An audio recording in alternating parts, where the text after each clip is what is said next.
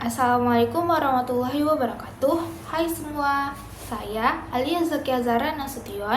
Di sini saya akan menjelaskan bagaimana satu spesies dapat berubah dalam 100 hingga 1000 tahun ke depan dengan menggunakan konsep evolusi yang memprediksi bagaimana masa depan dari nyamuk yang merupakan salah satu spesies yang hidupnya paling dekat dengan manusia. Selamat menonton! Nah, sebelum membuat prediksi, kita perlu memahami beberapa konsep dasar evolusi. Jadi, evolusi ini ditentukan oleh beberapa faktor utama. Yang pertama, variasi genetik, yang kedua, seleksi alam, ketiga, mutasi genetik, dan yang keempat, tekanan seleksi baru. Nah, yang pertama itu variasi genetik. Dalam populasi, setiap individu membawa kombinasi gen yang berbeda, misalnya warna tubuh, kecepatan terbang, atau kemampuan bertahan dari penyakit. Tanpa variasi, evolusi tidak akan terjadi. Lalu yang kedua itu seleksi alam. Individu dengan sifat yang lebih cocok dengan lingkungannya cenderung bertahan hidup dan menghasilkan keturunan. Sifat menguntungkan akan menyebar dari generasi ke generasi. Selanjutnya, yang ketiga ada mutasi genetik. Mutasi adalah perubahan acak pada DNA yang dapat menghasilkan sifat baru. Jika sifat itu membantu, ia bisa bertahan dalam populasi. Lalu yang terakhir adanya tekanan seleksi baru, seperti perubahan iklim, polusi, penggunaan insektisida, dan bahan teknologi manusia. Nah, kenapa sih nyamuk ini prediksi masa depannya? Hal itu terjadi karena nyamuk berevolusi sangat cepat. Satu generasi hanya 2-4 minggu. Artinya, dalam 1000 tahun akan ada hingga kurang lebih 20.000 generasi. Membutuhkan waktu cukup lama untuk perubahan besar terjadi. Dan karena mereka hidup dekat dengan manusia, makanya tekanan seleksi terhadap mereka sangat kuat. Dalam 100 tahun ke depan, perubahan evolusi nyamuk yang mungkin terjadi adalah sebagai berikut. Pertama, meningkatnya resistensi terhadap insektisida. Penggunaan insektisida semakin intensif di perkotaan.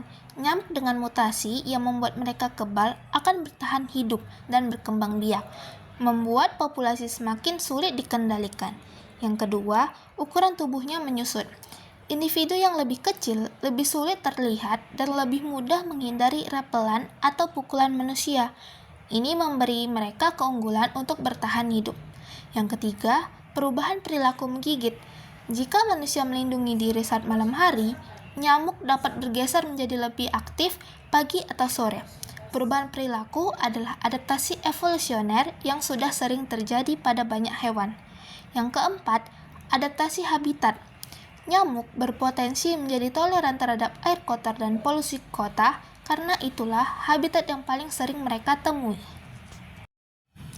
Dalam jangka waktu lebih panjang, yaitu 500 hingga 1000 tahun, evolusi nyamuk bisa menjadi lebih dramatis.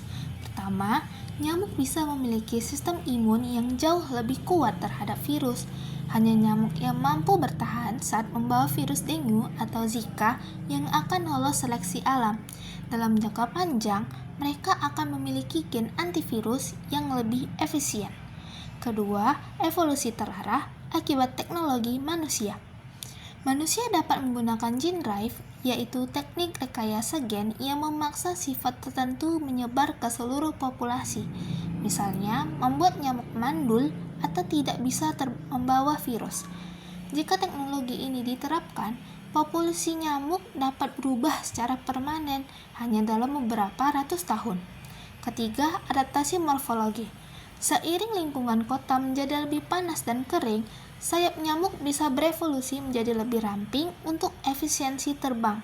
Selain itu, proboscis atau belalai nyamuk bisa berubah menjadi lebih panjang untuk menembus kulit manusia yang lebih tebal akibat lotion dan repelan. Yang keempat, terjadi speciation atau pemecahan spesies.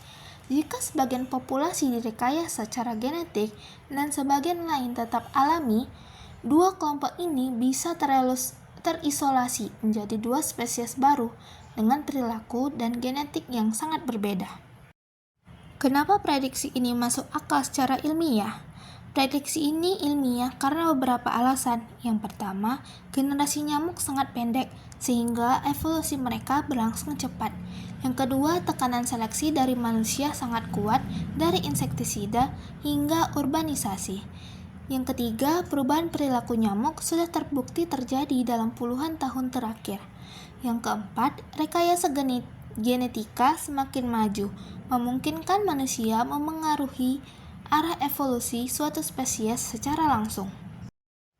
Dari penjelasan ini dapat disimpulkan bahwa dalam 100 hingga 1000 tahun ke depan, nyamuk mungkin menjadi lebih kecil, lebih kebal, memiliki perilaku baru, atau bahkan berubah menjadi spesies baru akibat kombinasi seleksi alam, mutasi, perubahan iklim, dan rekayasa genetik.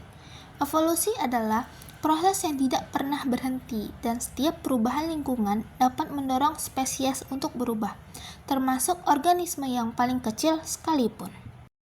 Nah, itu saja penjelasan dari saya. Semoga bermanfaat. Terima kasih sudah menonton.